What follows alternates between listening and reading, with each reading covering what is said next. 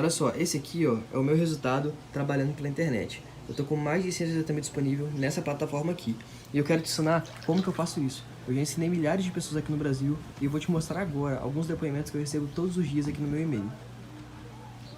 Você quer aprender como que a gente está fazendo isso? Então clique no link aqui embaixo e vem comigo que eu quero ensinar a ter esses resultados aqui, ó. Eu sou motoboy aqui em Londres e hoje tem uma semana que eu tô aplicando o que eu aprendi no curso do professor João. Eu vou mostrar na tela para você agora quanto que eu já fiz. 3.200 em uma semana, 537 só hoje de vendas e ontem 414. Professor João, Deus te abençoe, muito obrigado. E assim como esses, eu já ensinei milhares de pessoas a venderem todos os dias pela internet. Você quer aprender comigo e mudar sua vida? Então clica no link na descrição desse vídeo que eu vou te ensinar.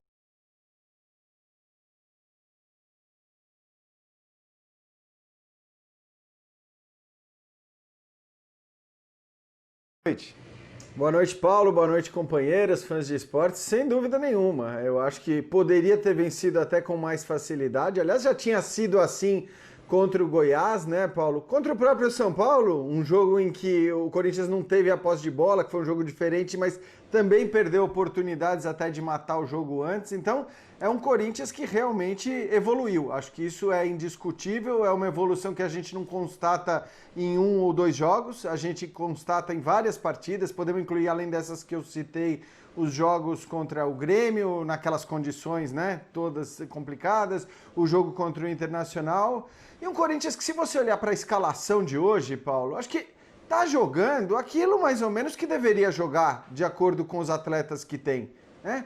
Você pega a escalação de hoje, você vai ver que jogadores ali que, vamos dizer, são menos pesados ou menos conhecidos. O Gustavo Mosquito, que inclusive foi um dos melhores em campo, e talvez o Gabriel.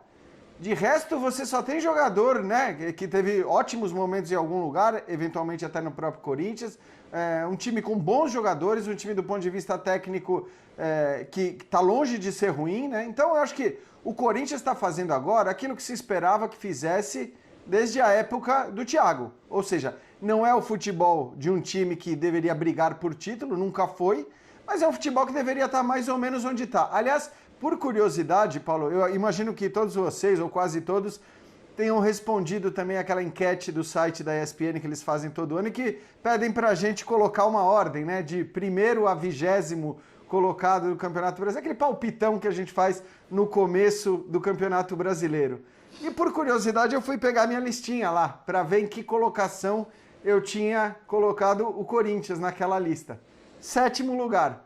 Ou seja, é mais ou menos aquilo que o Corinthians está fazendo agora, é mais ou menos para o que está jogando agora. Agora eu acho que o futebol é condizente com a qualidade do elenco. É o importante, né, Vitor Birner? Imagino que o corintiano pensa assim, é o Corinthians estar nesse bolo, na 7ª posição, evidentemente, se for possível, mais acima, para se garantir na próxima Libertadores, no 6º lugar, ou de repente pescar ali uma vaguinha, 7ª, 8ª colocação, pode até pintar uma vaga, 2 vagas extras podem pintar também na tabela do Campeonato Brasileiro. É importante o Corinthians estar nesse bolo onde chegou, está um pouquinho ainda afastado da 6ª posição, mas pelo futebol que vem apresentando, acho que dá até para o torcedor do Corinthians confiar que pode haver briga, ao menos até o final, para chegar em 6º lugar. Boa noite, Vitor Birner. Tudo bem, Paulo? Boa noite a você, aos colegas, aos fãs das fãs do esporte. Eu concordo contigo. Eu acho que o Corinthians tornou-se um time competitivo. Um time que tem algumas virtudes, como os jogadores que sabem finalizar, um time forte na marcação, um time que ainda pode aprimorar sua jogada aérea ofensiva, porque tem um especialista como centroavante que ainda não atingiu o ápice da forma, ou se não atingir o ápice da forma na temporada, que ainda pode melhorar quando tiver condição atlética mais apurada, quando tiver um pouco mais de ritmo de jogo, depois de ficar fora por um bom tempo. Então é uma equipe que tende ainda a uma pequena evolução. Você olha os concorrentes do Corinthians por essas vagas e você vê o Fluminense patinando. O Inter eu acho que tem mais time que o Corinthians, mas dá para o Corinthians sonhar com uma briga contra o Internacional até o final da temporada. Então, se a equipe mantiver esse padrão e evoluir nas coisas que são possíveis de evoluir, e eu acho que há algumas, o time Corinthians pode sonhar com uma vaga na Libertadores, quem sabe até com uma posição melhor no campeonato, uma 6ª posição, 7ª posição, 5ª posição no máximo. Acho que de São Paulo, Flamengo, Atlético não dá para sonhar passar. de outras equipes, como o Palmeiras, por exemplo. Não sei como o Palmeiras vai se dividir ao longo da temporada, também é difícil, mas daí para baixo o Grêmio é um concorrente mais forte que o Corinthians, mas daí para baixo eu acho que dá para o Corinthians pensar em subir e quem sabe até uma sexta, sétima posição, que depois de tantas oscilações na temporada, de troca de treinador, demorar tanto para achar um time, vai ser uma condição legal, vai ser um termo de campeonato interessante. O Corinthians olhando para cima na tabela de classificação, claro, tem no meio do caminho ainda Santos e Fluminense. O Santos oitavo, o Fluminense o sétimo.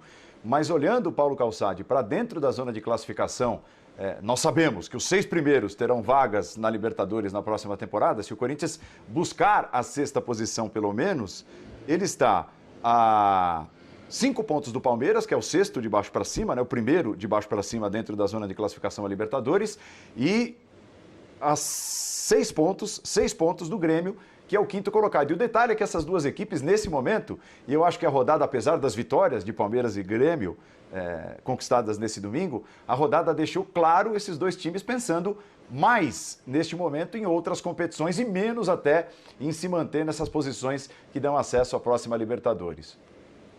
Olá, Paulo. Olá, companheiros. Boa noite para quem nos acompanha. O Palmeiras e o Grêmio têm um jogo a menos, né? Então essa é uma vantagem. O Corinthians tem 33 pontos para disputar e Palmeiras e Grêmio têm 36 nesse momento, que tem 26 jogos, restam 12 para eles. Então é uma pequena diferença. Eu acho que o Corinthians tem que mirar esse espaço da tabela, né? Fazer planos assim que possam, planos em que a equipe possa enxergá-los, enxergar a realização deles, né? Então são os próximos na tabela. O Corinthians sai de uma situação complicada. Lá atrás o objetivo era escapar de uma zona de rebaixamento, porque ele poderia, em alguns momentos ele flertou ali, ele ficou próximo, então ele já se destacou, já avançou, já não fala mais nisso. Bom, então esse é o primeiro grande objetivo alcançado. E agora o próximo, poxa, o Corinthians conseguiu até subir a ponto de poder mirar a parte de cima e não a de baixo. Embora muitos jogadores digam, essa nem era conversa lá no vestiário, mas time grande tem muito peso. E o peso também leva para baixo, né? O clube é sugado e a gente tem bons exemplos de clubes que estão sendo sugados pela zona do rebaixamento. E o Corinthians evoluiu.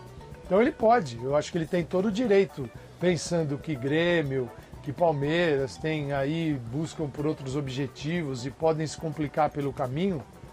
O jogo do Grêmio mostrou isso hoje, o jogo do Palmeiras também, ambos venceram, tiveram ótimos resultados, mas a condução do jogo de Grêmio e de Palmeiras não foi uma maravilha.